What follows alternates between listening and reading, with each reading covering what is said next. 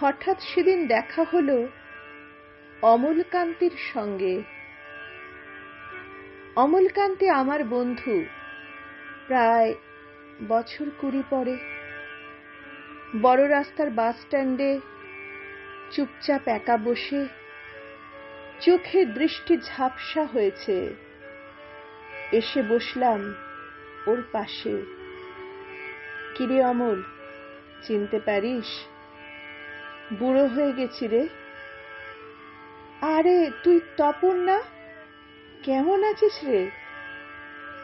তারপর এদিক পানে হঠাৎ কোনো কাজ ছিল বুঝি?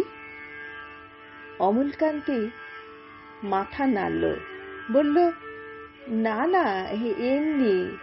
তোর তো এখন রিটায়ার্ড লাইফ, পেনশন পাস তো?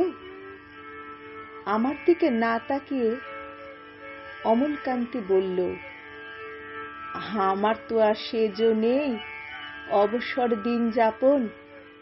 ছাপাখানাটাও উঠে গেল। যে কাজ পাই যখন, কোনো রকমে দিন প্রতি 50 টাকা রোজ, তাও হয় না।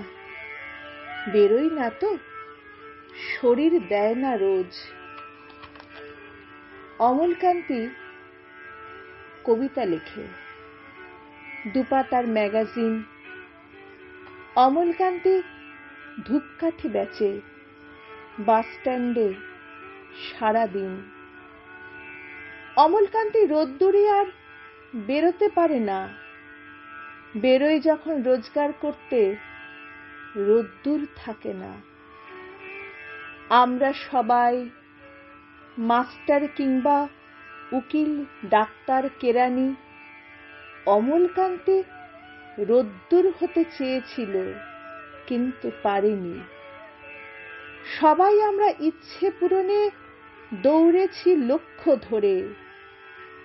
অমলকান্তির গল্প লিখলাম নীরেন্দ্রনাথ চক্রবর্তী আপনাকে প্রণাম করে।